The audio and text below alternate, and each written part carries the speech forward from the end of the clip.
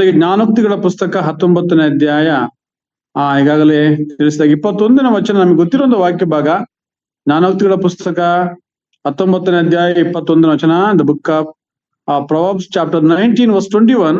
ಅಲ್ಲಿ ಹೀಗೆ ನೋಡ್ತೇವೆ, ಮನುಷ್ಯನ ಮನಸ್ಸಿನಲ್ಲಿ ಅನೇಕ ಸಂಕಲ್ಪಗಳಿವೆ, ಯೆಹೋವನ ಸಂಕಲ್ಪವೇ ಈಡೇರುವುದು ಎಂಬುದಾಗಿ ಗಮನಿಸ್ತೇವೆ. ಮನುಷ್ಯನ ಮನಸ್ಸಿನಲ್ಲಿ ಅನೇಕ ಸಂಕಲ್ಪಗಳಿವೆ, ಆದರೆ ಯೆಹೋವನ ಸಂಕಲ್ಪವೇ ಈಡೇರುವುದು. ಇದು ಬಹಳ ಗಂಭೀರವಾಗಿರ್ತಕ್ಕಂಥ ಒಂದು ಚಿಂತನೆ. ಯೌವನಸ್ಥರಾದಿಯಾಗಿ ಎಲ್ಲಾ ವಿಶ್ವಾಸಿಗಳು ಕೂಡ ಒಮ್ಮೆ ಪರಾಮರ್ಶೆ ಮಾಡಿಕೊಳ್ಳಬೇಕಾದಂತ ಸಂಗತಿ ಅಂದ್ರೆ, ನಾವು ಆತ್ಮೀಕ ಯೌವನಸ್ಥರಾಗಿ ನಾವು ಕರ್ತನ ಸಮ್ಮುಖದಲ್ಲಿ ಆತನಿಂದ ಪ್ರತ್ಯೇಕಿಸಲ್ಪಟ್ಟವರಾಗಿ, ಆರಿಸಲ್ಪಟ್ಟವರಾಗಿ, ಕರೆಯಲ್ಪಟ್ಟವರಾಗಿ, ವಿಶೇಷವಾಗಿ ನಾವು ಕರ್ತನ ಯಾಜಕರಾಗಿ ಯಾಜಕೋದ್ಯೋಗವನ್ನ ನಡೆಸೋದಕ್ಕಾಗಿ ಪ್ರತ್ಯೇಕಿಸಲ್ಪಟ್ಟವರಾಗಿ, ಪ್ರತಿಷ್ಠೆಪಡಿಸಲ್ಪಟ್ಟವರಾಗಿರುವುದರಿಂದ ನಾವೆಲ್ಲರೂ ಕೂಡ ಇದನ್ನ ಗಮನದಲ್ಲಿಟ್ಕೊಳ್ಬೇಕು. ಮನುಷ್ಯನ ಮನಸ್ಸಿನ ಅನೇಕ ಸಂಕಲ್ಪ. ಯಾಕೆ ಮನುಷ್ಯನ ಮನಸ್ಸಿನಲ್ಲಿ ಅನೇಕ ಸಂಕಲ್ಪ ಇದೆ ನೋಡುವಾಗ, ಅದೇ ಜ್ಞಾನೋಕ್ತಿ 16ನೇ ಅಧ್ಯಾಯ 1ನೇ ವಚನದಲ್ಲಿ ನೋಡ್ತೇವೆ. The book of Proverbs chapter 16 verse 1. ಯಾಕೆ ನೋಡುವಾಗ ಜ್ಞಾನೋಕ್ತಿ 16:1, ಹೃದಯದ ಸಂಕಲ್ಪವು ಮನುಷ್ಯನ ವಶವು, ತಕ್ಕ ಉತ್ತರ ಕೊಡುವ ಶಕ್ತಿ ಯೆಹೋವನಿಂದ ಆಗುವುದು. ನೋಡ್ರಿ, ಮನುಷ್ಯನ ಮನಸ್ಸಿನಲ್ಲಿ ಅನೇಕ ಸಂಕಲ್ಪಗಳಿವೆ. ಸಂಕಲ್ಪ ಮೀನ್ಸ್ ಉದ್ದೇಶ, ಗುರಿ, ಯೋಚನೆ, ಚಿಂತನೆ, ಅನೇಕ ತರವಾಗಿರ್ತಕ್ಕಂಥ ಒಂದು ಧ್ಯೇಯೋದ್ದೇಶಗಳು. ಧ್ಯೇಯ ಅಂದ್ರೆ ಸಂಕಲ್ಪಗಳಿದೆ, ಅನೇಕ ಯೋಚನೆಗಳಿದೆ, ಚಿಂತನೆಗಳಿದೆ, ಆಲೋಚನೆಗಳಿದೆ, ಅನೇಕ ಉದ್ದೇಶ ಇದೆ, ಗುರಿ ಇದೆ, ಧ್ಯೇಯ ಇದೆ, ತಂದೆ ಆಗಿರ್ತಕ್ಕಂಥ ಒಂದು ಮನೋಕಲ್ಪನೆ ಇದೆ. ಇದೆಲ್ಲವೂ ಕೂಡ ಮನುಷ್ಯನ ಮನಸ್ಸಿನಲ್ಲಿ ಇದೆ. ಯಾಕೆ ಆತನ ಮನಸ್ಸಿನಿದೆ ನೋಡುವಾಗ, ಹೃದಯದ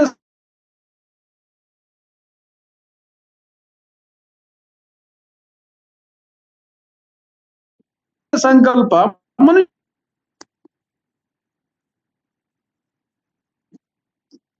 ಮನುಷ್ಯನ ವಶ.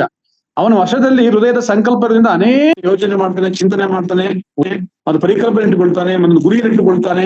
ಆದ್ರೆ ಅಲ್ಲಿ ಉತ್ತರ ಇನ್ನೊಂದು ಬರ್ತದೆ ಅಂತಂದ್ರೆ, ನಿನ್ನ ಮನಸ್ಸಿನಲ್ಲಿ ನನ್ನ ಮನುಷ್ಯರುಗಳು ಚಿಂತನೆ ಗುರಿ ಕೂಡ ಕರ್ತನ ಸಂಕಲ್ಪ ಮಾತ್ರ ಈಡೇರ್ತದೆ. ಇದನ್ನ ಬಹಳ ಗಂಭೀರವಾಗಿ ಪರಿಗಣನೆಗೆ ತಗೊಳ್ಕೊಳ್ಬೇಕು. ಕರ್ತನ ಸಂಕಲ್ಪ ಈಡೇರ್ತದೆ. ಕರ್ತನ ಸಂಕಲ್ಪ ಈಡೇರುವುದನ್ನ ನಾವು ವಿಶೇಷವಾಗಿ ಎಂದಿಗೂ ಕೂಡ ಮರಿಬಾರದು ಪ್ರಿಯರೇ. ಕರ್ತನ ಸಂಕಲ್ಪ ಯಾಕೆ ಇರ್ತಂದ್ರೆ, ಸಮಸ್ತ ಮನುಷ್ಯರ ಹೃದಯಗಳನ್ನ ವಿಶೇಷವಾಗಿ ಕರ್ತನು ಆತನು ಬಲ್ಲಾತನಾಗಿದ್ದಾನೆ. ಅದಕ್ಕಾಗಿ ಯೆಹೋವನ ಸಂಕಲ್ಪವೇ ಈಡೇರುವುದೆಂಬುದಾಗಿ ನೋಡ್ತೇವೆ. ಅದನ್ನ ಯೋಬನ ಗ್ರಂಥ 23ನೇ ಅಧ್ಯಾಯ 13ನೇ ವಚನದಲ್ಲಿ ನೋಡುವಾಗ, the book of Job chapter 23 verse 13 ನೋಡುವಾಗ, ಯೋಬನ ಗ್ರಂಥ 23ನೇ ಅಧ್ಯಾಯ 13ನೇ ವಚನ, ಆತನಂತೂ ಒಂದೇ ಮನಸ್ಸುಳ್ಳವನಾಗಿದ್ದಾನೆ, ತಿರುಗಿಸಬಲ್ಲವರು ಯಾರು? ತಾನು ಬಯಸಿದ್ದನ್ನೇ ಮಾಡುತ್ತಾನೆ. ನೋಡಿ, ಮನುಷ್ಯನ ಮನಸ್ಸಿನಲ್ಲಿ ಅನೇಕ ಸಂಕಲ್ಪಗಳಿವೆ, ಯೆಹೋವನ ಸಂಕಲ್ಪ ಈಡೇರುತ್ತದೆ. ಯಾಕೆ ಈಡೇರ್ತದೆ ನೋಡುವಾಗ, ಆತನಂತೂ ಒಂದೇ ಮನಸ್ಸುಳ್ಳವನಾಗಿದ್ದಾನೆ, ತಿರುಗಿಸಬಲ್ಲವರು ಯಾರು? ತಾನು ಬಯಸಿದ್ದನ್ನೇ ಮಾಡುತ್ತಾನೆ.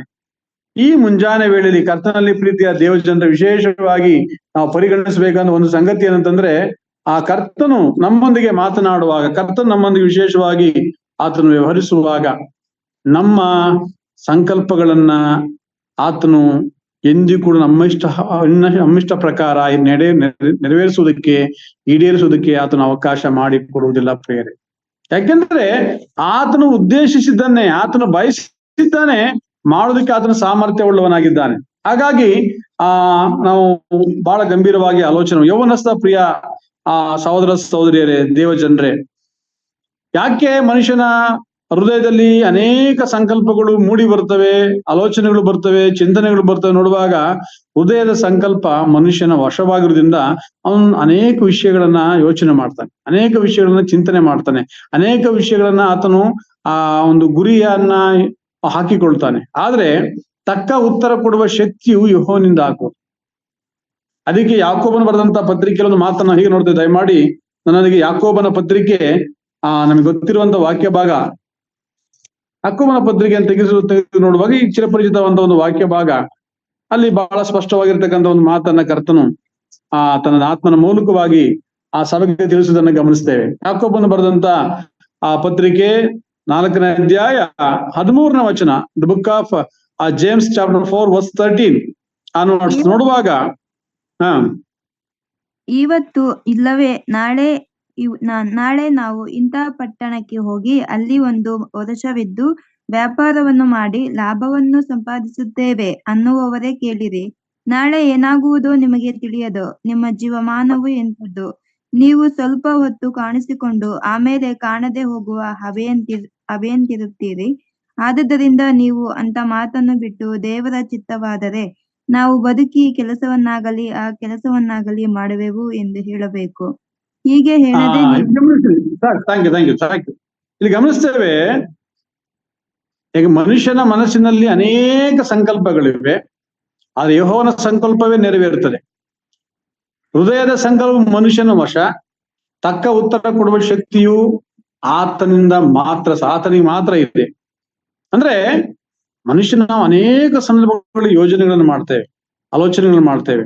ನಮಗೆ ಗೊತ್ತಿರುವಾಗ ನಮ್ಮನ್ನೇ ನಾವು ಪರಾಮರ್ಶೆ ಮಾಡಿಕೊಳ್ಳುವ ಪ್ರಿಯ ಯೌವನಸ್ಥ ಸಹೋದರ ಸಹೋದರಿಯರೇ, ಪ್ರೀತಿಯ ದೇವಜನರೇ, ನಾವೆಲ್ಲರೂ ಕೂಡ ಒಮ್ಮೆ ಆಲೋಚನೆ ಮಾಡಿಕೊಳ್ಬೇಕು. ನಮ್ಮ ಆಲೋಚನೆಯನ್ನ ನಾವು ಮಾಡಿಕೊಳ್ಳುವಾಗ ನಾವು ಒಮ್ಮೆ ಕಣ್ಣು ಮುಚ್ಚಿ ನಾವು ಯೋಚನೆ ಮಾಡುವಾಗ ಗೊತ್ತಾಗುತ್ತೆ ನಾವು ಎಷ್ಟು ಸಾರಿ ಎಂತೆಂಥ ಯೋಜನೆಗಳನ್ನ ಮಾಡ್ತೇವೆ, ಸಂಕಲ್ಪಗಳನ್ನ ಮಾಡ್ತೇವೆ, ಅಥವಾ ಧ್ಯೇಯಗಳನ್ನ ಇಟ್ಟುಕೊಳ್ತೇವೆ, ಅಥವಾ ಒಂದು ವಿಶೇಷವಾದಂತಹ ಯೋಜನೆಗಳನ್ನ ಇಟ್ಟುಕೊಳ್ತೇವೆ, ವಿಶೇಷವಾದ ಗುರಿಗಳನ್ನ ಇಟ್ಟುಕೊಳ್ತೇವೆ, ವಿಶೇಷವಾಗಿರ್ತಕ್ಕಂಥ ಅನೇಕ ಚಿಂತನೆಗಳನ್ನ ಇಟ್ಟುಕೊಳ್ತೇವೆ, ಅನೇಕ ತರವಾಗಿರ್ತಕ್ಕಂಥ ಒಂದು ವಿಚಾರಧಾರೆಯನ್ನ ಅಥವಾ ಅನೇಕ ತರ ಒಂದು ಪರಿಕಲ್ಪನೆ ಇಟ್ಟುಕೊಳ್ತೇವೆ. ಆದ್ರೆ ನಾವು ಒಂದನ್ನ ಮರಿಬಾರ್ದು, ತಕ್ಕ ಉತ್ತರ ಕೊಡುವ ಶಕ್ತಿಯನ್ನು ಹೊಂದಿರುವ ಆತನ ಕೈ ಕೆಳಗೆ ನಾವಿದ್ದೇವೆ. ತಕ್ಕ ಉತ್ತರ ಕೊಡುವ ಶಕ್ತಿಯನ್ನು ಹೊಂದಿರತಕ್ಕಂಥ ಕರ್ತನ ಕೆಳಗೆ ನಾವಿದ್ದೇವೆ. ಆತನ ಹಸ್ತಗಳಲ್ಲಿ ಚಿತ್ರಿಸಲ್ಪಟ್ಟಿದ್ದೇವೆ. ತಕ್ಕ ಉತ್ತರ ಕೊಡುವ ಶಕ್ತಿ ಆತನಿಗೆ ಮಾತ್ರ ಇದೆ.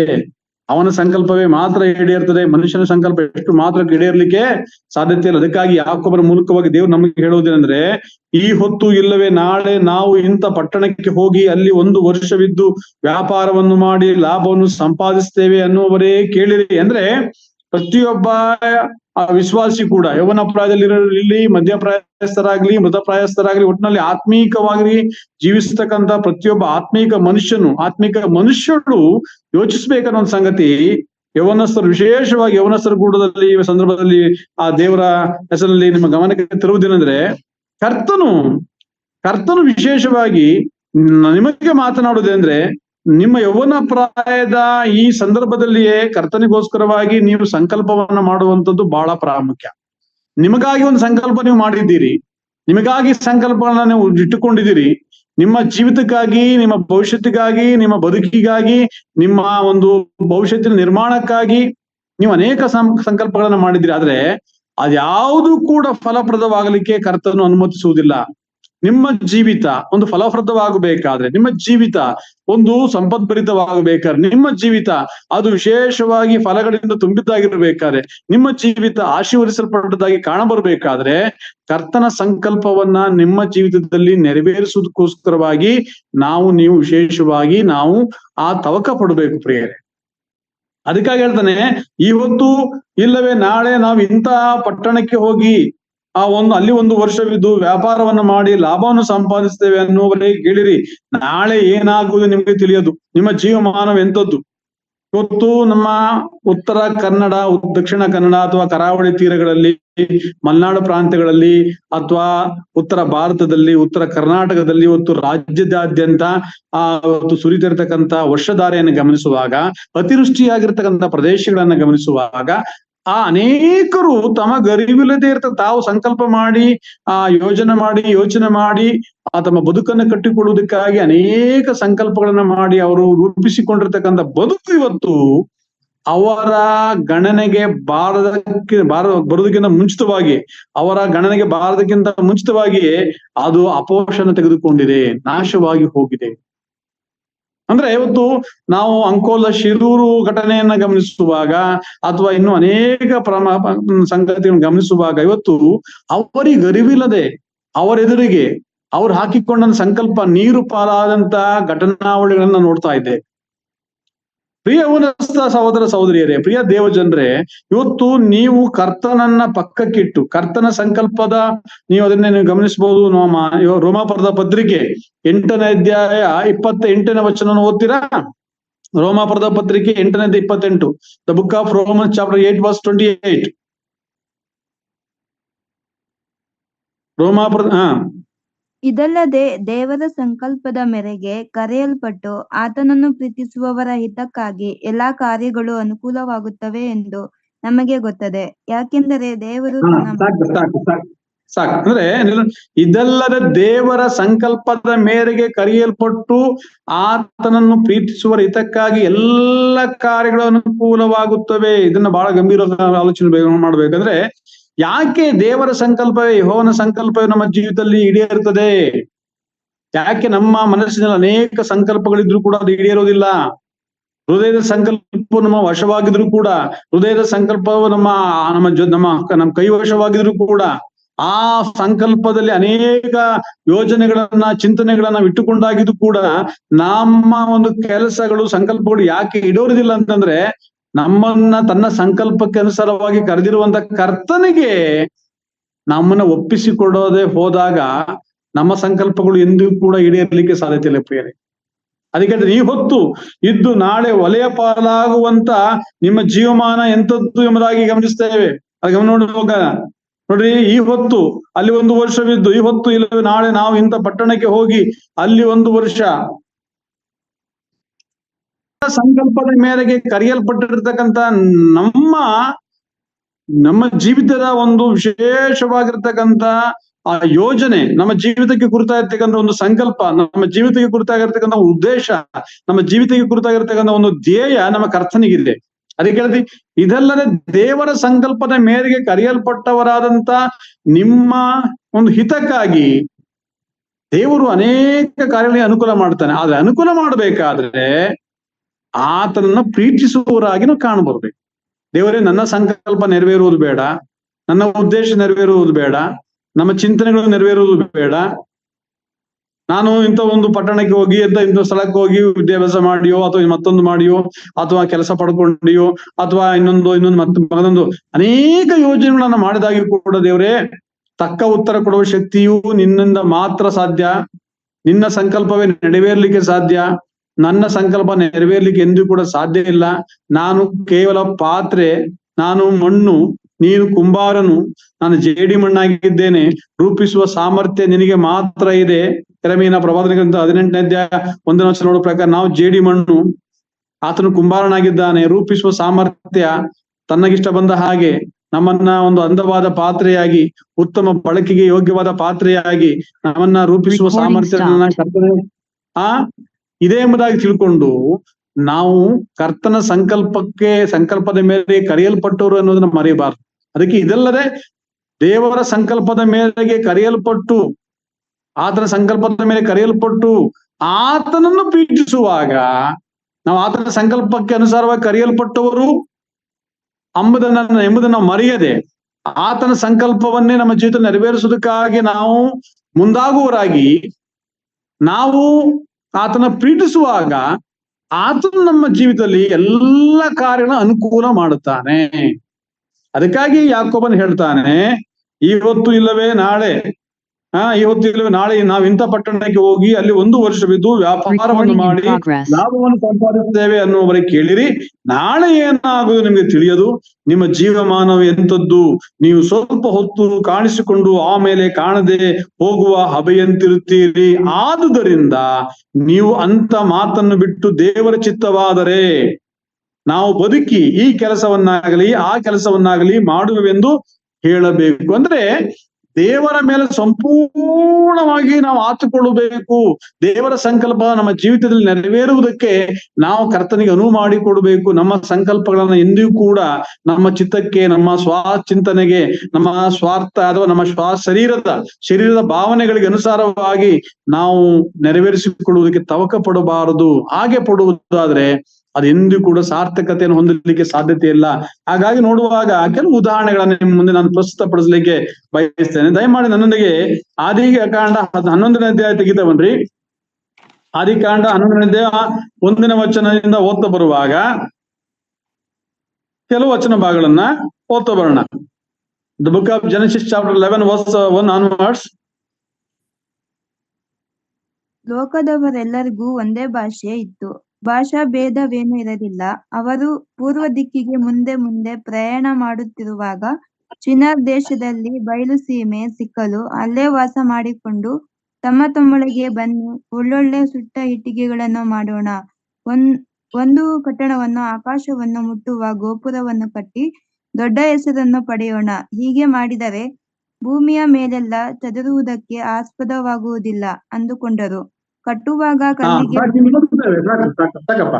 ಇಲ್ಲಿ ನೋಡ್ತೇವೆ, ಪ್ರಪ್ರಥಮವಾಗಿ ಈ ಒಂದು ಭೂಮಂಡಲದಲ್ಲಿ ದೇವರು ಉಂಟು ಮಾಡತಕ್ಕಂತ ಮನುಷ್ಯನ ಒಳಗೊಂಡಂತೆ, ಆದಾಮನ ಒಳಗೊಂಡಂತೆ ಅನೇಕ ತಲೆಮಾರುಗಳು ನೋಡುತ್ತೇವೆ. ನೋಹನ ಈ ತಲೆಮಾರಿಗೆ ಬಂದ ಸಂದರ್ಭದಲ್ಲಿ, ವಿಶೇಷವಾಗಿ ಅಬ್ರಹಾಮನ ತಲೆಮಾರಿಗೆ ಬರುವುದಕ್ಕಿಂತ ಮುಂಚೆ ಇಡೀ ಲೋಕದವರಿಗೆಲ್ಲ ಒಂದೇ ಭಾಷಾ ಭೇದವೇನು ಇಲ್ಲ. ಅವರೆಲ್ಲರೂ ಪೂರ್ವ ದಿಕ್ಕಿಗೆ ಮುಂದೆ ಮುಂದೆ ಪ್ರಯಾಣ ಮಾಡುತ್ತಾ ಒಂದು ಸಮೂಹವಾಗಿ ಒಂದೇ ಭಾಷೆಯನ್ನಾಡುತ್ತಾ ಒಂದೇ ಅಭಿಪ್ರಾಯವುಳ್ಳವರಾಗಿ ತಮ್ಮೊಳಗೆ ಅವರು ಮಾತಾಡಿಕೊಳ್ಳುತ್ತಾ ಏನ್ ಮಾಡ್ತಾ ಇದಾರೆ, ಅಲ್ಲೇ ವಾಸ ಮಾಡಿಕೊಂಡು ತಮ್ಮೊಳಗೆ ಬನ್ನಿ, ಒಳ್ಳೊಳ್ಳೆ ಸುಟ್ಟ ಇಟ್ಟಿಗಳನ್ನು ಮಾಡೋಣ, ಒಂದು ಪಟ್ಟಣವನ್ನು, ಆಕಾಶವನ್ನು ಮುಟ್ಟುವ ಗೋಪುರವನ್ನು ಕಟ್ಟಿ ದೊಡ್ಡ ಹೆಸರನ್ನ ಪಡೆಯೋಣ. ಹೀಗೆ ಮಾಡಿದರೆ ಭೂಮಿಯ ಮೇಲೆಲ್ಲ ಚದುರುವುದಕ್ಕೆ ಆಸ್ಪದವಾಗುವುದಿಲ್ಲ ಅಂದುಕೊಂಡರು. ಇದು ಮನುಷ್ಯನ ಸಂಕಲ್ಪ, ಇದು ಮನುಷ್ಯನ ಸಂಕಲ್ಪ. ಅದಕ್ಕೆ ಈ ಸಂದರ್ಭದಲ್ಲಿ ಗಮನಿಸುವಂತ ಸಂಗತಿ ಅಂದ್ರೆ, ನಾವು ಬಹಳ ಗಂಭೀರವಾಗಿ ಆಲೋಚನೆ ಮಾಡ್ಬೇಕು. ಅವರಿಗೆ ಒಂದೇ ಕಡೆಗಳಲ್ಲಿ ಇರಬೇಕು, ಒಂದೇ ಕಡೆಗಳಲ್ಲಿದ್ದು ಜೀವನ ಮಾಡ್ಬೇಕು. ಅಲ್ಲಿ ನಾವು ನೋಡ್ತೇವೆ, ಭೂಮಿಯ ಮೇಲೆಲ್ಲ ಹರಡಿಕೊಡ್ರಿ ಎಂಬುದಾಗಿ ದೇವರು ಆ ಮನುಷ್ಯನಿಗೆ ಅವಕಾಶ ಮಾಡಿಕೊಡ್ತಾನೆ. ದಯಮಾಡಿ ಆದಿಕಾಂಡ 1ನೇ ಅಧ್ಯಾಯ 28ನೇ ವಚನ ನೋಡ್ರಿ. ಆದಿಕಾಂಡ 28ನೇ ವಚನ, ಬುಕ್ ಆಫ್ ಜೆನೆಸಿಸ್ ಚಾಪ್ಟರ್ 1:28. ಇದಲ್ಲದೆ ದೇವರು ಅವರನ್ನು ಆಶೀರ್ವದಿಸಿ, ನೀವು ಬಹು ಸಂತಾನವುಳ್ಳವರಾಗಿ ಹೆಚ್ಚಿರಿ, ಭೂಮಿಯಲ್ಲಿ ತುಂಬಿಕೊಂಡು ಅದನ್ನು ವಶ ಮಾಡಿಕೊಳ್ಳಿರಿ,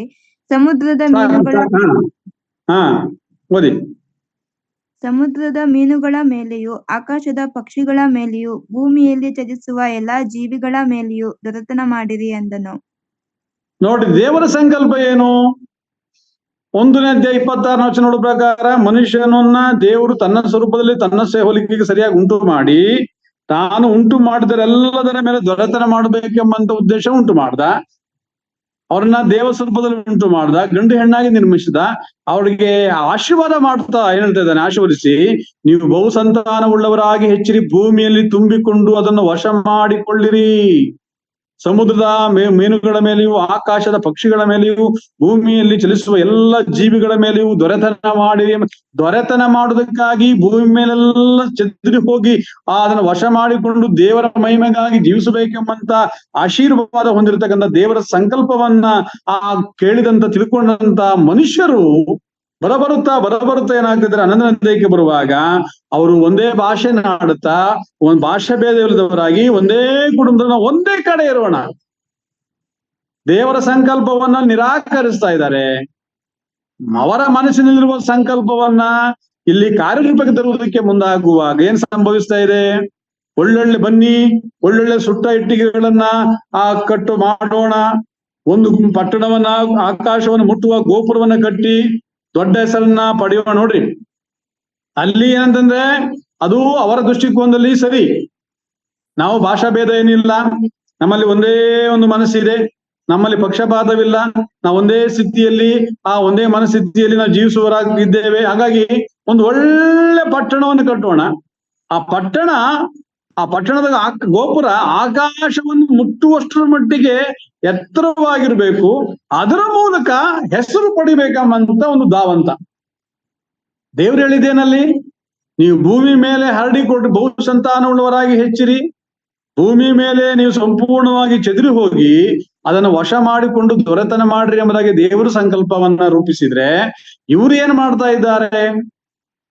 ಅವರು ಪಟ್ಟಣವನ್ನು ಕಟ್ಟಬೇಕು, ಆ ಪಟ್ಟಣಕ್ಕೆ ಕಟ್ಟಂತ ಗೋಪುರ ಆಕಾಶವನ್ನು ಮುಟ್ಟಬೇಕು, ಅದರಿಂದ ಅವ್ರಿಗೆ ಕೀರ್ತಿ, ಅವರಿಗೆ ಸ್ವಪ್ರತಿಷ್ಠೆ, ಮಾನ, ಗೌರವ, ಮರ್ಯಾದೆ, ಅಂದ್ರೆ ಹೆಸರನ್ನು ಪಡೆಯೋಣ ಅನ್ನುವಂತ ಅವರ ಸ್ವಚಿಂತನೆ, ಸ್ವಾರ್ಥದ ಮನೋಭಾವ, ಸಂಕಲ್ಪ, ಅದು ದೇವರಿಗೆ ಇಷ್ಟ. ನೋಡಿ, ಹೀಗೆ ಮಾಡಿದ್ರೆ ಭೂಮಿಯ ಮೇಲೆ ಚದುರುವುದಕ್ಕೆ ಆಸ್ಪದವಾಗುವುದಿಲ್ಲ ಅಂದುಕೊಂಡು, ಭೂಮಿ ಮೇಲೆ ಚದುರಿ ಹೋಗಿ ನೀವು ಅದನ್ನ ವಶ ಮಾಡಿಕೊಳ್ಳ್ರಿ ಎಂಬುದಾಗಿ ದೇವರ ಸಂಕಲ್ಪವನ್ನು ನಿರಾಕಾರ ಮಾಡಿ ತಮ್ಮ ಸಂಕಲ್ಪವನ್ನೇ ಅವರು ಅಲ್ಲಿ ಮೇಲ್ಪಂಕ್ತಿಗೆ ತರುವಾಗ, ತಮ್ಮ ಹೆಸರು ಬರುವುದಕ್ಕಾಗಿ ಅವರು ಹವಣಿಸುವಾಗ 5ನೇ ವಚನ ನೋಡ್ತೇವೆ. ಏನ್ ನೋಡ್ತೇವೆ ಅಲ್ಲಿ 5ನೇ ವಚನದಲ್ಲಿ?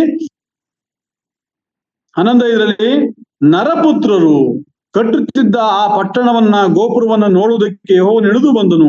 ನೋಡಿದ ಮೇಲೆ ಆತನು, ಇವರು ಒಂದೇ ಜನಾಂಗ, ಇವರೆಲ್ಲರಿಗೂ ಒಂದೇ ಭಾಷೆ, ಪ್ರಾರಂಭದಲ್ಲಿ ಇಷ್ಟು ದೊಡ್ಡ ಕೆಲಸವನ್ನು ಮಾಡುವವರಾಗಿರಲು ಮುಂದೆ ಏನು ಆಲೋಚಿಸಿದರೂ ಇವರಿಗೆ ಅಸಾಧ್ಯವಲ್ಲ. ನಾವು ಇಳಿದು ಇವರಲ್ಲಿ ಒಬ್ಬರ ಮಾತು ಒಬ್ಬರಿಗೆ ತಿಳಿಯಂತೆ ಇವರ ಭಾಷೆಯನ್ನು ತಾರುಮಾರು ಮಾಡೋಣ ಬನ್ನಿ ಅಂದನು. ಹಾಗೇ ಮಾಡಿ ಯೆಹೋವನು ಅವರನ್ನ ಅಲ್ಲಿಂದ ಭೂಲೋಕದಲ್ಲೆಲ್ಲ ಚೆದರಿಸಿದನು. ನೋಡ್ರಿ, ಮನುಷ್ಯನ ಮನಸ್ಸಿನಲ್ಲಿ ಅನೇಕ ಸಂಕಲ್ಪಗಳು, ಹೃದಯದ ಸಂಕಲ್ಪ ಮನುಷ್ಯನ ವಶ, ಆದ್ರೆ ತಕ್ಕ ಉತ್ತರ ಕೊಡುವ ಶಕ್ತಿ ಯೆಹೋವನಿಂದ ಆಗುವುದು. ಯೆಹೋವನ ಸಂಕಲ್ಪವೇ ಈಡೇರುವುದು. ಅವನ ಮನಸ್ಸು ಒಂದೇ ರೀತಿಯಾಗಿದೆ, ತಾನು ಉದ್ದೇಶಿಸಿದನ್ನೇ ನೆರವೇರಿಸ್ತಾನೆ. ಹಾಗಿರುವಂತ ಕರ್ತನ ಮುಂದೆ ಈ ಜನರು ದೇವರ ಸಂಕಲ್ಪವನ್ನು ನಿರಾಕರಿಸಿ ತಮಗಿಷ್ಟ ಬಂದ ಹಾಗೆ ನಡ್ಕೊಳ್ಳುವಾಗ ದೇವರು ಆ ಆಲೋಚನೆಯನ್ನ ಸಂಪೂರ್ಣವಾಗಿ ತಾರುಮಾರು ಮಾಡಿದನು. ಇಂದು ನಾವು ಏನು ಕಲಿಬಹುದು? ಇಂದು ನಾವೇನು ಕಲಿಬಹುದು ಪ್ರಿಯರೇ? ದೇವರ ಸಂಕಲ್ಪಕ್ಕೆ ವಿರುದ್ಧವಾಗಿ ನಾವು ಏನೇ ಸಂಕಲ್ಪಗಳನ್ನ ಮಾಡಿಕೊಂಡ್ರು ಕೂಡ ಅದು ಯಾವ ಪ್ರಯೋಜನಕ್ಕೂ ಕೂಡ ಬರುವುದಿಲ್ಲ ಎಂಬುದನ್ನ ನಾವು ಗ್ರಹಿಸಬೇಕು. ದೇವರ ಸಂಕಲ್ಪ ಅದು ಈಡೇರುವಂತ ಸಂಕಲ್ಪ. ದೇವರ ಸಂಕಲ್ಪ ಅದು ಸ್ಥಿರವಾದಂತ ಸಂಕಲ್ಪ.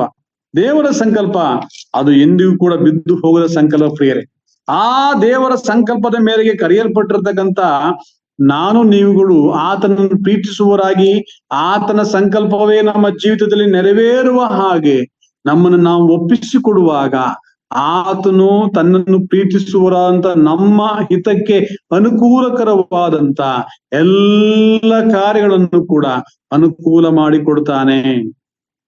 2ನೇ ಉದಾಹರಣೆ, ಸಮುವೇಲನ 1ನೇ ಪುಸ್ತಕ 4ನೇ ಅಧ್ಯಾಯವನ್ನ ಓದ್ತಾ ಬರೋಣ. 1 Samuel chapter 4 verse 1 onwards ಓದ್ತಾ ಬನ್ರಿ. ಸಮುವೇಲನ 1ನೇ ಪುಸ್ತಕ 4ನೇ ಅಧ್ಯಾಯ 1ನೇ ವಚನದಿಂದ ಓದ್ತಾ ಬರುವಾಗ, ಸಮುವೇಲನು ಇಸ್ರಾಯೇಲರಿಗೆ ದೈವೋತ್ತರಗಳನ್ನು ತಿಳಿಸುತ್ತಿದ್ದನು.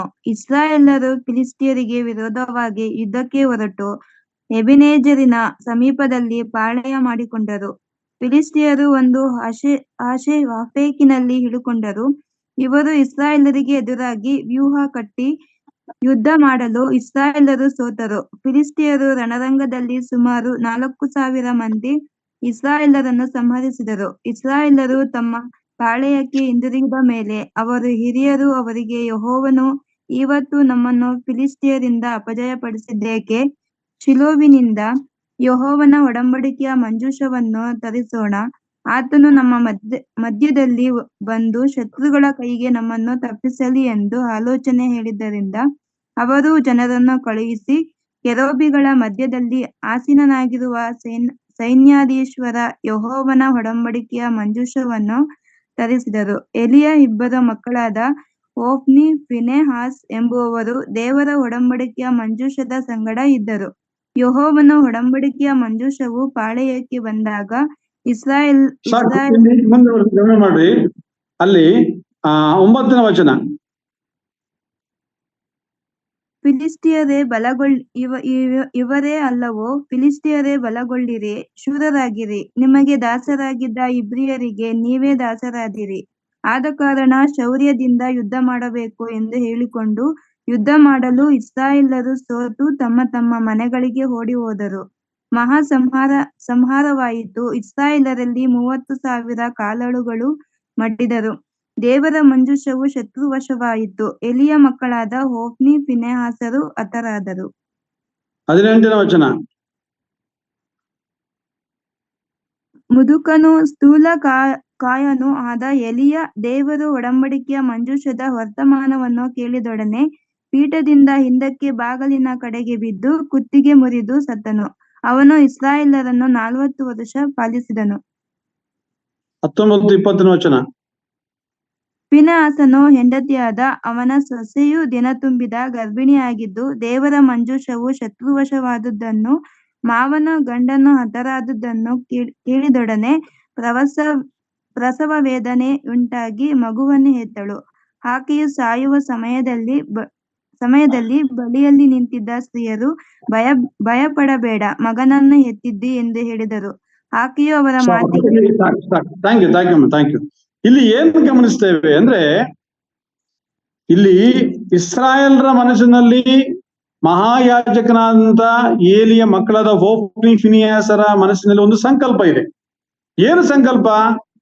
ಅವರಿಗೆ ಇಸ್ರಾಯೇಲ್ಗೆ ಎದುರಾಗಿ ಎಬೆನೆಜರಿನ ಸಮೀಪದಲ್ಲಿ ಪಾಳೆ ಮಾಡಿಕೊಂಡಿರ್ತಕ್ಕಂಥ ಫಿಲಿಸ್ಟಿಯರನ್ನ ಅವರು ಎದುರಿಸಬೇಕು.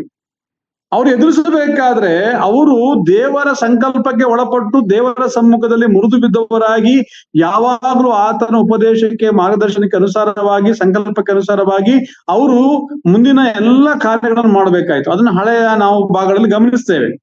ಆದ್ರೆ ಆ ಸಂದರ್ಭದಲ್ಲಿ ಏನಾಯ್ತು ಅಂದ್ರೆ, ಇವರು ದೇವರ ಸಂಕಲ್ಪವನ್ನ ಬಿಟ್ಟು ತಮಗಿಷ್ಟ ಬಂದ ಹಾಗೆ ಹೋಗಿ ಅವರು ಅಫೇಕಿನಲ್ಲಿ ಇಳ್ಕೊಂಡಿದ್ವಿ. ಫಿಲಿಸ್ಟಿಯರ್ ಅಫೇಕಿನಲ್ಲಿ ಇಳ್ಕೊಂಡಾಗ ಇಸ್ರೇಲ್ ಅದಕ್ಕೆ ಅವರಿಗೆ ವಿರುದ್ಧವಾಗಿ ವ್ಯೂಹ ಕಟ್ಟಿ ಯುದ್ಧ ಮಾಡಲು ಹೋದಾಗ ಅಲ್ಲಿ ಸುಮಾರು 4,000 ಮಂದಿ ಸತ್ತು ಹೋದ್ರು ಎಂಬುದಾಗಿ ನೋಡ್ತೇವೆ.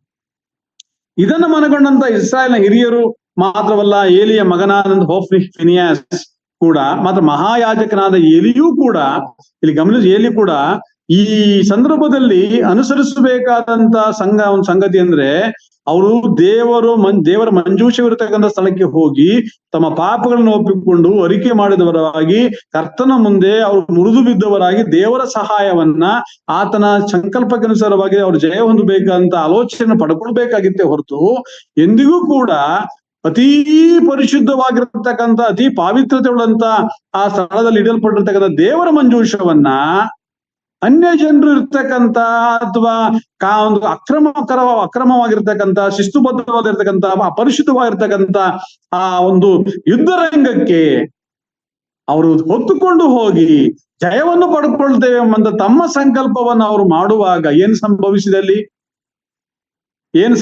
ಪ್ರಿಯ ನಮ್ಗೆ ಗೊತ್ತಿರೋ ವಾಕ್ಯ ಭಾಗದಲ್ಲಿ ಗಮನಿಸ್ತಾ ನೋಡುವಾಗ 10ನೇ ವಚನದಲ್ಲಿ ಮಹಾ ಸಂಹಾರವಾಯಿತು, ಇಸ್ರಾಯೇಲ್ 30,000 ಕಾಲಾಳುಗಳು ಮಡಿದರು, ದೇವರ ಮಂಜೂಷವು ಶತ್ರುವಿನ ವಶವಾಯಿತು. ಅಷ್ಟು ಮಾತ್ರವಲ್ಲದೆ ಯಾಜಕೋದ್ಯೋಗವನ್ನು ನಡೆಸುವುದಕ್ಕೋಸ್ಕರವಾಗಿ ಆರಿಸಲ್ಪಟ್ಟಿದ್ದಂತ ಹೋಫ್ನಿ ಫಿನಿಯಾಸರು ಕೂಡ ಅಲ್ಲಿ ಹತರಾದರು. ಮಹಾ ಸಂಹಾರವಾಯಿತು. ಅದನ್ನು ಕೇಳಿದಾಗ ಮಹಾಯಾಜಕನಾಗಿದ್ದಂತ 40 ವರ್ಷಗಳ ಪರ್ಯಂತರ ಇಸ್ರಾಯೇಲ್ ಜನರನ್ನ ಪರಿಪಾಲಿಸಿದಂತ ಮಹಾಯಾಜಕನಾದ ಏಲಿ ದೇವರ ಮಂಜೂಷ ಶತ್ರು ವಶವಾಯಿತೆಂಬುದನ್ನ ಕೇಳಿ, ಮಕ್ಕಳು ಹತವಾದನ್ನ ಕೇಳಿ, ಆತನು ಪೀಠದಿಂದ ಹಿಂದಕ್ಕೆ ಬಾಗಿಲಿನ ಕಡೆಗೆ ಬಿದ್ದು ಕುತ್ತಿಗೆ ಮುರಿದು ಸತ್ತನು ಎಂಬುದಾಗಿ ನೋಡ್ತೇವೆ. ಅಷ್ಟು ಮಾತ್ರವಲ್ಲ, ಫಿನೆಹಾಸನ ಹೆಂಡತಿಯಾದಂತ ಅವನ ಸೊಸೆಯೂ ಕೂಡ ದಿನ ತುಂಬಿದ ಗರ್ಭಿಣಿಯಾಗಿದ್ದು ಆಕೆ ಮಗುವನ್ನು ಹೆತ್ತು ಆಕೆಯು ಕೂಡ ಅಸುನೀಗಿದಳು ಎಂಬುದಾಗಿ ನೋಡ್ತೇವೆ. ಇದು ಏನನ್ನು ಸೂಚಿಸ್ತದೆ ಪ್ರೇಮ? ಮನುಷ್ಯನ ಮನಸ್ಸಿನಲ್ಲಿ ಅನೇಕ ಸಂಕಲ್ಪಗಳಿವೆ, ಆದ್ರೆ ದೇವರ ಸಂಕಲ್ಪ ಮಾತ್ರ ಈಡೇರ್ತದೆ. ಈ ಹೋಫ್ನಿ ಫಿನಿಯಾಸ್ ಒಳಗೊಂಡಂತೆ ಇಡೀ ಇಸ್ರಾಯೇಲ್ ಹಿರಿಯರ ಮನಸ್ಸಿನಲ್ಲಿ ಅಲ್ಲಿ ಕಣ್ಣು ಕಾಣದವನಾಗಿ ಬಹು ವೃದ್ಧನಾಗಿರುವಂತ ಏಲಿಯ ಮನಸ್ಸಿನಲ್ಲಿ ಕೂಡ ಅವನು ಎಚ್ಚರಿಸಲಿಲ್ಲ, ಗದರಿಸಲಿಲ್ಲ. ಎಂದಿಗೂ ಕೂಡ ಆ ದೇವರ ಮಂಜೂಷವನ್ನು ಅತಿ ಪರಿಶುದ್ಧವಾದಂತ ಸ್ಥಳದಿಂದ, ಅತಿ ಪಾವಿತ್ರವಾದ ಸ್ಥಳದಿಂದ ಎಂದಿಗೂ ಕೂಡ ಯುದ್ಧರಂಗಕ್ಕೆ ತೆಗೆದುಕೊಂಡು ಹೋಗಬಾರದು, ರಣರಂಗಕ್ಕೆ ತೆಗೆದುಕೊಂಡು ಹೋಗಬಾರದು. ನೀವೇ ಕರ್ತನ ಮುಂದೆ ಮುರಿದು ಬಿದ್ದವರಾಗಿ ಯಜ್ಞಗಳನ್ನು ಸಮರ್ಪಣೆ ಮಾಡಿ ನಿಮ್ಮನ್ನು ತಗ್ಗಿಸಿಕೊಂಡವರಾಗಿ ನೀವು ಪ್ರಾರ್ಥನೆಗಳನ್ನ ಮಾಡುತ್ತಾ ಆತನಿಂದ ಉತ್ತರವನ್ನ ಪಡ್ಕೊಳ್ಳುವವರೆಗೆ, ಆತನ ಸಂಕಲ್ಪವನ್ನು ಪಡ್ಕೊಳ್ಳುವವರೆಗೆ ನೀವು ಮುರಿದು ಬಿದ್ದವರಾಗಿ ಶರಣಾಗತರಾಗಿರಿ ಎಂಬುದಾಗಿ ಆತನ ತಿಳುವಳಿಕೆ ಹೇಳ್ಬೋದಾಗಿತ್ತು. ಅವನು ಹೇಳಲಿಲ್ಲ.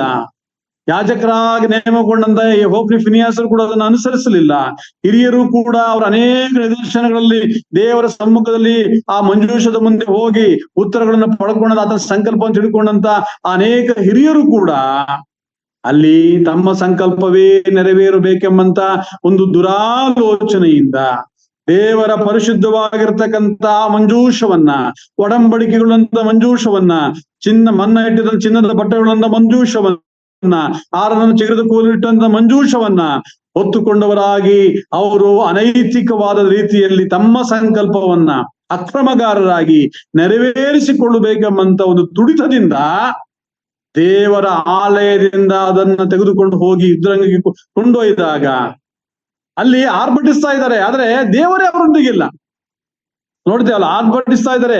5ನೇ ವಚನ ನೋಡುವಾಗ, ಯೆಹೋವನ ಒಡಂಬಡಿಕೆ ಮಂಜೂಷವು ಪಾಳೆಯಕ್ಕೆ ಬಂದಾಗ ಇಸ್ರಾಯೇಲ್ಯರೆಲ್ಲರೂ ಭೂಮಿಯು ಪ್ರತಿಧ್ವನಿ ಕೊಡುವಷ್ಟು ಆರ್ಭಟಿಸಿದರು ಎಂಬುದಾಗಿ.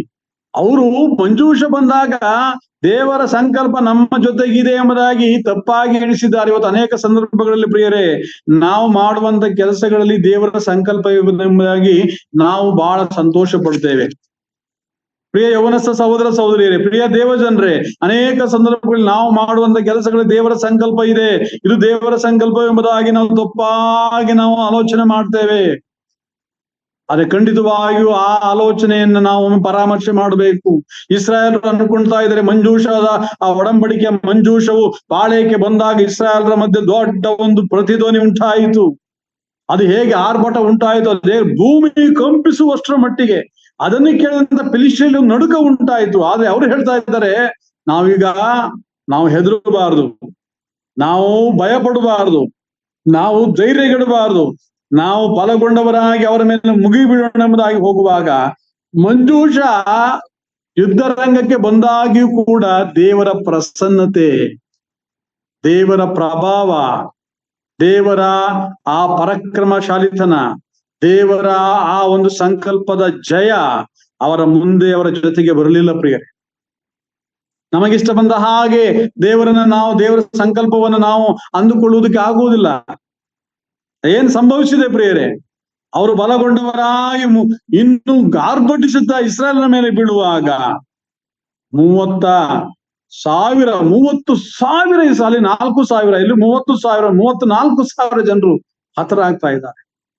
ಯಾಜಕರಾದ ಆ ಹೋಫ್ನಿ ಫಿನಿಯಾಸ್ ಹತರಾಗ್ತಾ ಇದ್ದಾರೆ. ಮಹಾಯಾಜಕನಾದ ಏಲಿ ಹತನಾಗ್ತಾ ಇದ್ದಾನೆ.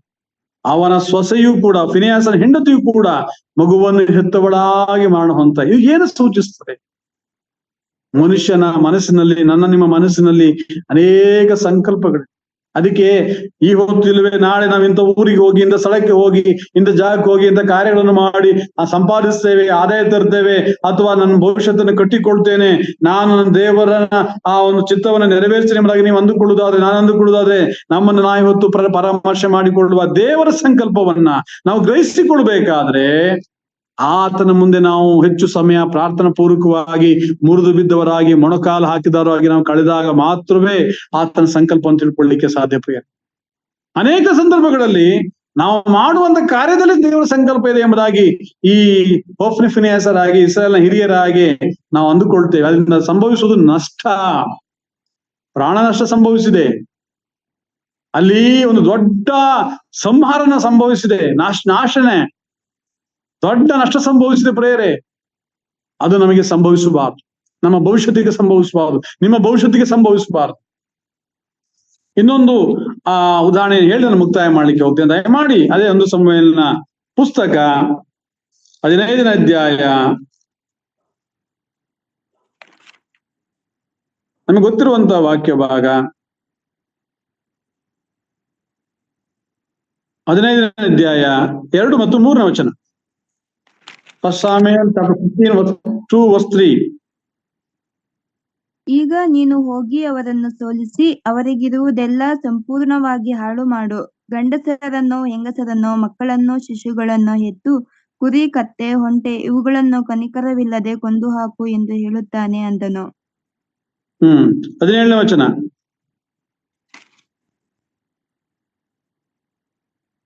ಸಮುವೇಲನು, ನೀನು ನಿನ್ನ ದೃಷ್ಟಿಯಲ್ಲಿ ಅಲ್ಪನಾಗಿದ್ದರೂ ಯೆಹೋವನು ನಿನಗೆ ಇಸ್ರಾಯೇಲರಲ್ಲಿ ರಾಜ್ಯಾಭಿಷೇಕ ಮಾಡಿದ್ದರಿಂದ ನೀನು ಎಲ್ಲಾ ಕುಲಗಳಿಗೆ ಶಿರಸ್ಸಾದಿ, ಆತನು ನಿನಗೆ ಹೊರಟು ಹೋಗಿ ದುಷ್ಟರಾದ ಅಮಲೇಕ್ಯರೊಡನೆ ಯುದ್ಧ ಮಾಡಿ ಅವರೆಲ್ಲರನ್ನು ಸಂಪೂರ್ಣವಾಗಿ ನಾಶ ಮಾಡು ಎಂದು ಹೇಳಿದನು. ಆದರೆ ನೀನು ಯೆಹೋವನ ಮಾತನ್ನು ಕೇಳದೆ ಕೊಳ್ಳೆಗಾಗಿ ಎರಗಿ ಆತನಿಗೆ ದ್ರೋಹ ಮಾಡಿದ್ದೇಕೆ ಅಂದನು. ಆಗ ಸೌಲನು ಸಮುವೇಲನಿಗೆ, ಏನು, ನಾನು ಯೆಹೋವನ ಮಾತನ್ನು ಕೇಳಲಿಲ್ಲವೋ? ಆತನು ಕಳುಹಿಸಿದೆಲ್ಲಿಗೆ ಹೋಗಿ ಅಮಲೇಕ್ಯರನ್ನೆಲ್ಲ ಸಂಹರಿಸಿ ಅವರ ಅರಸನಾದ ಅಗಾಗನನ್ನು ಹಿಡಿದು ತಂದೆನು. ಆದರೆ ಜನರು ಸಂಪೂರ್ಣವಾಗಿ ಸಂಹರಿಸಬೇಕಾದ ಕೊಳ್ಳೆಯಲ್ಲಿ ಉತ್ತಮವಾದ ಕುರಿದನಗಳನ್ನು ನಿನ್ನ ದೇವರಾದ ಯೆಹೋವನಿಗೆ ಗಿಲ್ಗಾಲಿನಲ್ಲಿ ಯಜ್ಞಾರ್ಪಣೆ ಮಾಡುವುದಕ್ಕಾಗಿ ಉಳಿಸಿ ತಂದರು ಎಂದು ಉತ್ತರ ಕೊಟ್ಟನು. ಅದಕ್ಕೆ ಸಮುವೇಲನು, ಯೆಹೋವನ ವಿಧೇಯತ್ವಕ್ಕೆ ಮೆಚ್ಚುವಷ್ಟು ಯಜ್ಞ ಹೋಮಗಳಿಗೆ ಮೆಚ್ಚುತ್ತಾನೋ? ಯಜ್ಞವನ್ನು ಅರ್ಪಿಸುವುದಕ್ಕಿಂತ ಮಾತು ಕೇಳುವುದು ಉತ್ತಮವಾಗಿದೆ. ಟಗರುಗಳ ಕೊಬ್ಬಿಗಿಂತ ವಿಧೇಯತ್ವವು ವಿಶೇಷವಾಗಿದೆ. ಅವಿಧೇಯತ್ವವು ಮಂತ್ರತಂತ್ರಗಳಷ್ಟೇ ಕೆಟ್ಟದಾಗಿರುವುದು. ಹಠವು ಮಿಥ್ಯ ಭಕ್ತಿಗೂ ವಿಗ್ರಹಾರಾಧನೆಗೂ ಸಮಾನವಾಗಿರುವುದು. ನೀನು ಯೆಹೋವನ ಮಾತನ್ನು ತಳ್ಳಿಬಿಟ್ಟಿದ್ದರಿಂದ ಆತನು ನಿನ್ನನ್ನು ಅರಸುತನದಿಂದ ತಳ್ಳಿಬಿಟ್ಟಿದ್ದಾನೆ ಎಂದು ನುಡಿದನು. ಸಾಕು, ಥ್ಯಾಂಕ್ ಯು. ಇಲ್ಲಿ ನೋಡಿದ್ವಿ, ನಾವು ನಿಮ್ಗೆ ಗೊತ್ತಿರೋ ಒಂದು ವಾಕ್ಯ ಭಾಗವೇ. ಅಂದ್ರೆ ಯೆಹೋವನ ಸಂಕಲ್ಪವನ್ನ ಅತಿಕ್ರಮಿಸಿ, ಯೆಹೋವನ ಸಂಕಲ್ಪವನ್ನ ಮೀರಿ, ತನಗಿಷ್ಟ ಬಂದ ಹಾಗೆ ತನ್ನ ಮನಸ್ಸಿನಲ್ಲಿರುವಂತ ಸಂಕಲ್ಪವನ್ನ, ಉದ್ದೇಶವನ್ನ, ಆಲೋಚನೆಯನ್ನ, ಚಿಂತನೆಯನ್ನ, ಅದ ಪರಿಕಲ್ಪನೆಯನ್ನ, ತನ್ನ ಗುರಿಯನ್ನ ನೆರವೇರಿಸುವುದಕ್ಕೆ ಮುಂದಾದಂತ ಅರಸನಾದಂತ ಸೌಲನ ಸ್ಥಿತಿ ಏನಾಗಿದೆ?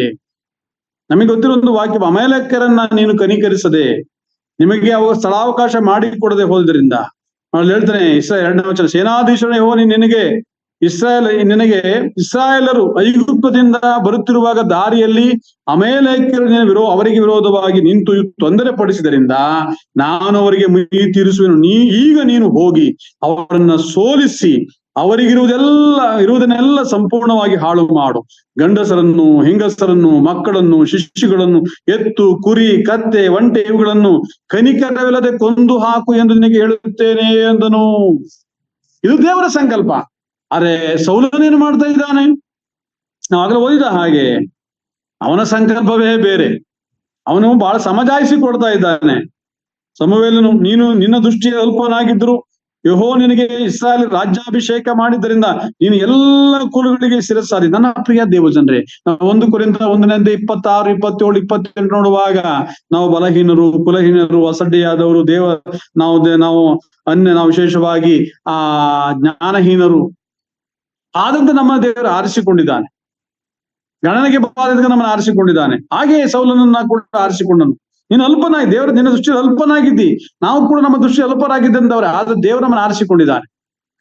ಸೌಲನನ್ನು ಆರಿಸಿಕೊಂಡನು.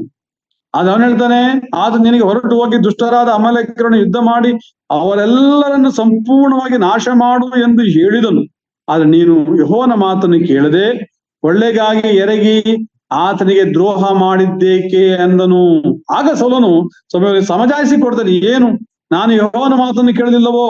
ಆತನು ಕಳಿಸಿದಲ್ಲಿಗೆ ಹೋಗಿ ಅಮಾಲೇಕ್ಯರನ್ನೆಲ್ಲ ಸಂಹರಿಸಿ ಅವರ ಅರಸನಾದ ಆಗಾಗನ ನೀಡು ತಂದನು. ಆದ್ರೆ ಜನರು ಸಂಪೂರ್ಣವಾಗಿ ಸಂಹರಿಸಬೇಕಾದ ಕೊಳ್ಳೆ ಉತ್ತಮವಾದ ಕುರಿದನ್ನು ನಿನ್ನ ದೇವರಾದ ಯೆಹೋವನಿಗೆ ಗಿಲ್ಗಾಲಿನಲ್ಲಿ ಯಜ್ಞಾರ್ಪಣೆ ಮಾಡೋದಕ್ಕಾಗಿ ಉಳಿಸಿ ತಂದರು ಎಂದು ಉತ್ತರ ಕೊಡಿ. ಇದು ಸಮಜಾಯಿಸಿ ಕೊಡ್ತಾ ಇದ್ದಾನೆ. ತನ್ನ ತಪ್ಪನ್ನ ಅವನು ಒಪ್ಪಿಕೊಳ್ತಾ ಇಲ್ಲ, ಸಮಜಾಯಿಸಿ ಕೊಡ್ತಾ ಇದ್ದಾನೆ, ಸಮರ್ಥನೆ ಮಾಡಿಕೊಳ್ತಾ ಇದ್ದಾನೆ. ದೇವರಿಗೆ ಆ ಸಮರ್ಥನೆ ಬೇಕಾಗಿಲ್ಲ ಪ್ರಿಯ. ದೇವರ ಸಂಕಲ್ಪದ ಮೇರೆಗೆ ಕರೆಯಲ್ಪಟ್ಟಿರ್ತಕ್ಕಂಥ ನೀವುಗಳು ಕೂಡ ಇದನ್ನು ಪರಾಮರ್ಶೆ ಮಾಡಬೇಕು. ಮನುಷ್ಯನ ಮನಸ್ಸಿನಲ್ಲಿ ಅನೇಕ ಸಂಕಲ್ಪಗಳಿವೆ ಪ್ರಿಯ ಸಹೋದರ ಸಹೋದರಿಯರೇ, ಪ್ರಿಯ ದೇವಜನರೇ, ಅನೇಕ ಸಂಕಲ್ಪಗಳನ್ನ ಮಾಡ್ತೇವೆ. ಅದು ದೇವರ ಸಂಕಲ್ಪ ಈಡೇರ್ತದೆ, ದೇವರ ಉದ್ದೇಶ ಈಡೇರ್ತದೆ. ಹೃದಯದ ಸಂಕಲ್ಪ ಮನುಷ್ಯನ ವಶವಾಗಿದ್ರು ಕೂಡ ತಕ್ಕ ಉತ್ತರ ಕೊಡುವ ಶಕ್ತಿ ಆತನಿಗೆ ಮಾತ್ರ ಇದೆ. ತಾನು ಉದ್ದೇಶಿಸಿದ್ದನ್ನೇ ಅದನ್ನು ನೆರವೇರಿಸ್ತಾನೆ, ತಾನು ಸಂಕಲ್ಪಿಸಿದ್ದನ್ನೇ ನೆರವೇರಿಸ್ತಾನೆ. ಅದು ನನ್ನ ನಿಮ್ಮ ಜೀವಿತದಲ್ಲಿ ಅದು ಪ್ರಮುಖವಾಗಿ ತನ್ನ ಸಂಕಲ್ಪದ ಮೇರೆ ಕರೆಯಲ್ಪಟ್ಟದ್ರಿಂದ ನನ್ನ ನಿಮ್ಮ ಜೀವಿತದಲ್ಲಿ ತನ್ನ ಉದ್ದೇಶವನ್ನ ನೆರವೇರಿಸುವುದಕ್ಕಾಗಿ ಅದನ್ನು ತವಕ ಪಡುತ್ತಾನೆ, ತನ್ನ ಸಂಕಲ್ಪವನ್ನ ನೆರವೇರಿಸುವುದಕ್ಕೆ ತವಕ ಪಡುತ್ತಾನೆ. ಹಾಗಿರುವಾಗ ಆತನ ಸಂಕಲ್ಪವನ್ನು ನಿರಾಕರಿಸಿ ನಾವು ನಿರರ್ಥಕ ಮಾಡಿ ನಮ್ಮ ಜೀವಿತದಲ್ಲಿ ನಮ್ಮ ಸಂಕಲ್ಪವನ್ನ ಆ ಒಂದು ಆದಿಕಾಂಡ 11ನೇ ಅಧ್ಯಾಯದಲ್ಲಿ ನೋಡುವ ಪ್ರಕಾರ ಆ ಮೊದಲಿನ ಮನುಷ್ಯರು ಮಾಡಿದ ಹಾಗೆ ದೇವರ ಸಂಕಲ್ಪವನ್ನು ನಿರಾಕರಿಸಿ ತಮ್ಮ ಸಂಕಲ್ಪವನ್ನೇ ಅವ್ರು ಮಾಡೋದಕ್ಕೆ ಹೋದಾಗ ಅವರ ಭಾಷೆ ತಾರುಮಾರಾಯಿತು ಎಂಬುದಾಗಿ ನೋಡ್ತೇವೆ. ಭಾಷಾ ಭೇದ ಉಂಟಾಯ್ತು ಎಂಬುದಾಗಿ ನೋಡ್ತೇವೆ. ನಾವು ಮುಂದೆ ನೋಡ್ತಾ ಬರುವಾಗ ನಾವು ಗಮನಿಸುವಂತ ಸಂಗತಿ ಏನಂದ್ರೆ, ಅಲ್ಲಿ ಬಹಳ ಸ್ಪಷ್ಟವಾಗಿ ನಾವು ಗಮನಿಸುವಂತದ್ದು ಏನಂದ್ರೆ, ಅಲ್ಲಿ ಹೋಪ್ನಿ ಫಿನಾನ್ಸ್ ಮೊದಲುಗೊಂಡು, ಏಲಿ ಮೊದಲುಗೊಂಡು, ಹಿರಿ ಇಸ್ರಾಯೇಲ್ ಮೊದಲುಗೊಂಡು ದೇವರ ಮಂಜೂಷವನ್ನ ಇರಬೇಕಾದ ಸ್ಥಳಕ್ಕೆ ಹೋಗಿ, ಮಂಜೂಷ ಇರಬೇಕಾದ ಸ್ಥಳಕ್ಕೆ ಹೋಗಿ ದೇವರ ಸಂಕಲ್ಪವನ್ನು ಕೇಳಿಕೊಂಡು ಮುಂದುವರಿಬೇಕಾದ ಅವರು ಅವರ ಸಂಕಲ್ಪಕ್ಕೆ ಅನುಸಾರವಾಗಿ ಯುದ್ಧಕ್ಕೆ ತಂದಾಗ ಸಂಪೂರ್ಣವಾಗಿ ನಾಶವಾಗಿದ್ದಾರೆ, ನಷ್ಟವನ್ನು ಹೊಂದಿದ್ದಾರೆ. ಇಲ್ಲಿಯೂ ಕೂಡ ತನಗರಿವಿಲ್ಲದ ಹಾಗೆ ತನ್ನ ಅಲ್ಪ ಸ್ಥಿತಿಯಲ್ಲಿದ್ದಂತ ಅವನಾಗಿದ್ದಾಗ ಕೂಡ, ಅಲ್ಪ ದೃಷ್ಟಿಯವನಾಗಿದ್ದ, ಅಲ್ಪ ಒಂದು ಸ್ಥಿತಿಯಲ್ಲಿದ್ದಾಗ ಕೂಡ, ಒಂದಕ್ಕೊಂದು ಕಳಪೆ ಕಳಹೀನವಾದಂತ ಗಣನೆಗೆ ಬಾರಿಸಿದಂತ ಸೌಲನನ್ನ ಅರಸನಾಗಿ ಮಾಡಿದ ದೇವರ ಸಂಕಲ್ಪವನ್ನ ನಿರಾಕರಿಸಿ, ಅವನು ದೇವರ ಸಂಕಲ್ಪದ ಮೇರೆಗೆ ಅಲ್ಲ, ತನ್ನ ಸಂಕಲ್ಪದ ಮೇರೆಗೆ ಆಡು ಕುರಿಗಳನ್ನ, ಯಜ್ಞದ ಪಶುಗಳನ್ನ ಆತನ ಯಜ್ಞಾರ್ಪಣೆ ಮಾಡೋ ತಂದಿರ ಸಮರ್ಥನೆ ಮಾಡುವಾಗ ದೇವರೇನು ಮಾಡಿದ? ಅವನ್ನ ಅರಸುತನ ತಳ್ಳಿ ಬಿಟ್ಟನು. ನೀನು ಯೆಹೋವನ ಮಾತನ್ನು ತಳ್ಳಿ ಬಿಟ್ಟಿದ್ರಿಂದ ಆತನನ್ನು ಅರಸುತನ ತಳ್ಳಿ ಬಿಟ್ಟಿದ್ದಾನೆ ಎಂಬುದಾಗಿ ಹೇಳಿದಂತ ಪ್ರಿಯರು, ಇಂತಹ ಈ ಮಾತುಗಳನ್ನ ಗಂಭೀರವಾಗಿ ಪರಿಗಣನೆ ಮಾಡಿ. ಹಾಗಾದ್ರೆ ನಮ್ಮ ಜೀವಿತಗಳು, ನಮ್ಮ ಮನಸ್ಸಿನ ಅನೇಕ ಸಂಕಲ್ಪಗಳಿವೆ. ಪ್ರಿಯ ಯವನಸ್ಥರೇ, ಪ್ರಿಯ ಯವನಸ್ಥ ಸಹೋದರ ಸಹೋದರಿಯರೇ, ಪ್ರಿಯ ದೇವಜನರೇ, ನಿಮ್ಮ ಮನಸ್ಸಿನ ಅನೇಕ ಸಂಕಲ್ಪಗಳಿವೆ. ಯಾಕಂದ್ರೆ ಹೃದಯದ ಸಂಕಲ್ಪ ಮನುಷ್ಯನ ವಶ.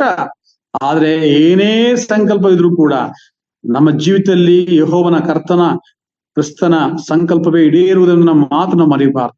ಒಂದು ವೇಳೆ ಆ ಸಂಕಲ್ಪವನ್ನ ನಾವು ಅತಿಕ್ರಮಿಸಿ ಈ 3 ಉದಾಹರಣೆಗಳು ನೋಡಿದ ಹಾಗೆ ನಾವು ಮುಂದೆ ಹೋಗುವುದಾದ್ರೆ ನಮ್ಮ ಜೀವಿತದಲ್ಲಿ ನಮಗೆ ಅರಿವಿಲ್ಲದಾಗೆ ನಷ್ಟವು ಸಂಭವಿಸ್ತದೆ. ದೊಡ್ಡ ಒಂದು ನಷ್ಟ, ದೊಡ್ಡದಾಗಿರ್ತಕ್ಕಂಥ ಒಂದು ಆ ಸಂಹಾರ, ದೊಡ್ಡದಾಗಿರ್ತಕ್ಕಂಥ ಒಂದು ನೋವಿನ ಛಾಯೆ, ವಿನಾಶ ನಮಗೆಲ್ಲ ತೆಗೆದುಕೊಳ್ಳುವುದಕ್ಕೆ ನಾವು ಒಂದಿಗೆ ಹೋಗೋದು ಬೇಡ ಪ್ರಿಯರೇ. ಹಾಗಾಗಿ ಈ ಸಂಜೆ ವೇಳೆ ನಮ್ಮನ್ನು ತಗ್ಗಿಸಿಕೊಳ್ಳುವ, ನಮ್ಮನ್ನು ಪರೀಕ್ಷಿಸಿಕೊಳ್ಳುವ. ದೇವರೇ, ಎಂದಿಗೂ ನನ್ನ ಸಂಕಲ್ಪ ನೆರವೇರುವುದಕ್ಕೆ ನಾನು ಅವಕಾಶ ಕೊಡದ ಹಾಗೆ ಪವಿತ್ರಾತ್ಮಾಧೀನನಾಗಿ ಪವಿತ್ರಾತ್ಮಧೀನನಾಗಿ ನಡ್ಕೊಳ್ಳುವುದಕ್ಕೆ ಈ ಹೊತ್ತಿಲ್ವೇ ನಾಳೆ ವಲಯ ಪಾಲಾಗುವಂತ ನನ್ನ ಜೀವಿತವನ್ನು ನಿನ್ನ ಕೈಗೆ ಒಪ್ಪಿಸಿಕೊಡುತ್ತೆ. ನೀನೇ ನಿನ್ನ ಸಂಕಲ್ಪವನ್ನ ನಿನ್ನ ಚಿತ್ರದ ಮೇರೆಗೆ ನನ್ನ ಜೀವಿತದಲ್ಲಿ ನೆರವೇರಿಸಿ, ನಿನ್ನನ್ನು ಪ್ರೀತಿಸುವಳಾಗಿ ನಿನ್ನಿಂದ ಬರುವಂತ ಎಲ್ಲ ಕಾರ್ಯಗಳ ಅನುಕೂಲಕರವಾಗಿ ನನಗೆ ಮಾಡಿಕೊಳ್ಳುವುದಕ್ಕೆ ನನಗೆ ಸಹಾಯ ಮಾಡು ಎಂಬುದಾಗಿ ನಮ್ಮನ್ನು ಒಪ್ಪಿಸಿಕೊಡುವ. ಕರ್ತನು ತಾನೇ ಹಾಗೆ ನಮ್ಮೆಲ್ಲರನ್ನ ಬಲಪಡಿಸಲಿ. ಅವಕಾಶ ಕೊಟ್ಟಂತ ಸಭಾ ಹಿರಿಯರಿಗೆ, ಎಲ್ಲ ದೇವಜನರಿಗೆ,